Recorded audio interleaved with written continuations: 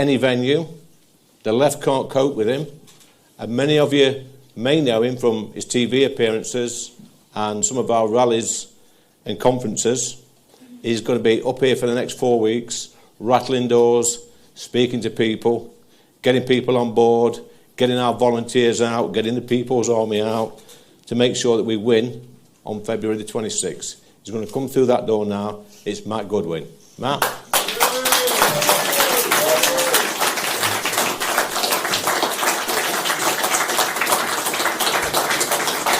Go for it. Well, good afternoon, everybody. Thank you for coming. Thank you to the people of Gorton and Denton for this opportunity to make political history. And that's what we're going to do in this seat. This by-election is actually a referendum. It's a referendum on Keir Starmer. Let me say that again. This by-election is a referendum on Keir Starmer.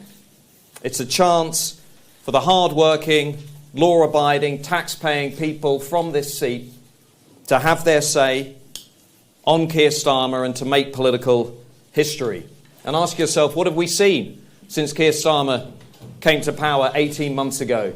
Taxes are up, unemployment is up, energy bills are up, the cost of living crisis is getting worse, the number of small boats has never been higher, the number of homes that are going to illegal immigrants, including seats like this one, houses for multiple occupancy, have never been higher, all paid for by the hard-working British people.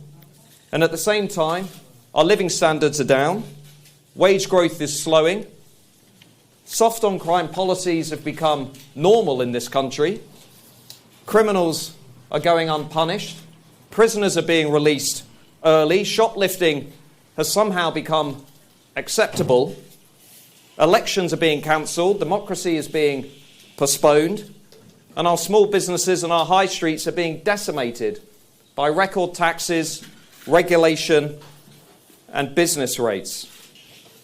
And I don't know about you, but I'm utterly sick and tired of watching our great country, the place that we all love, being pushed further and further into managed decline.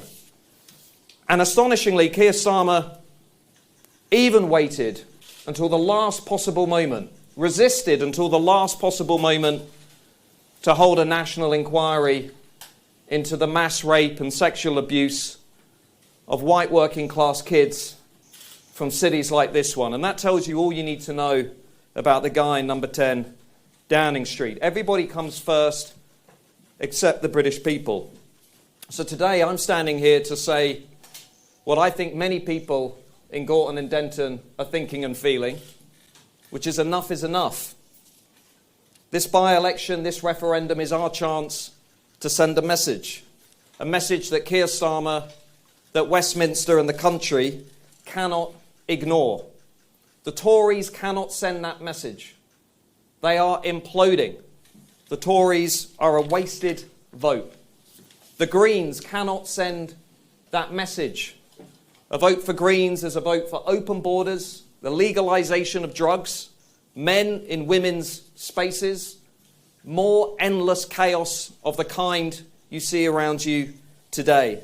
And the Labour Party certainly can't send that message because, as we've seen, they're more interested in fighting among themselves than actually speaking up and defending good, honest, decent, hard-working Brits. Only Reform can send that message. Only Reform can get rid of Keir Starmer. And I will send that message without fear or apology. I am not a career politician. I am not a Tory. I am not part of the establishment. I am not part of the Westminster blob. I am like many people in this seat and millions of people in this country, hard-working taxpayers who are just fed up of watching what is happening to their communities and to their home. And let me say something about this area. Some of you, many of you perhaps won't know too much about my life. Manchester made me. I'm incredibly grateful to Manchester. My grandfather worked 7 days a week in a steel factory a few miles up the road. My grandmother worked for the University of Salford. Both my parents worked for the National Health Service defending the NHS in Manchester. And when I became the first person in my family lucky enough to go to university, which city opened up its arms and let me in? Manchester. I went to the University of Salford, round the corner from where my grandfather had worked in the steel factory. And actually, I worked my way through university, and I worked for a fast food chain. And the funny thing about this is I ended up delivering pizzas in this seat 20 years ago. I could deliver 3 pizzas in 30 minutes, which is a record.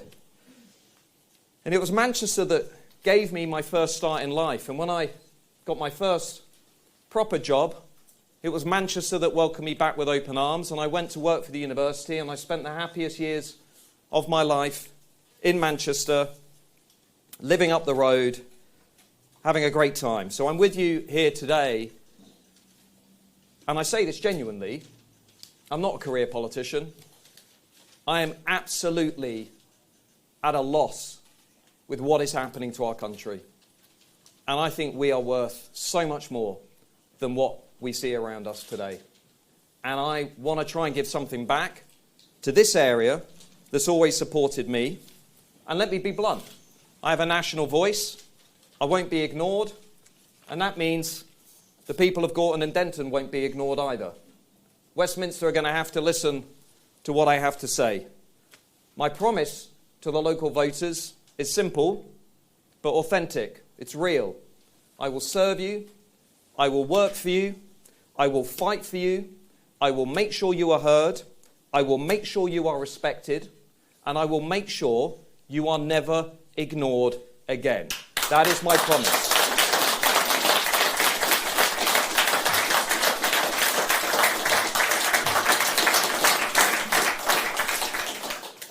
So to the people of Gorton and Denton, let me just say, we can make history here together, and we can get your voice back onto the national political landscape, and we can send that message, a message that says the British people are awake, the British people are watching, the forgotten majority in this country will no longer be taken for granted by Labour, by the Tories, and by more woke madness pushed by Zach Polanski and the Greens. This is your moment, a chance to make history, a chance to say enough is enough.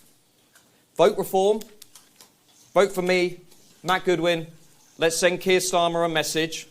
Let's have our say in this referendum, and let's send Keir Starmer to where he belongs, and let's get him out of number 10 Downing Street. Thank you very much.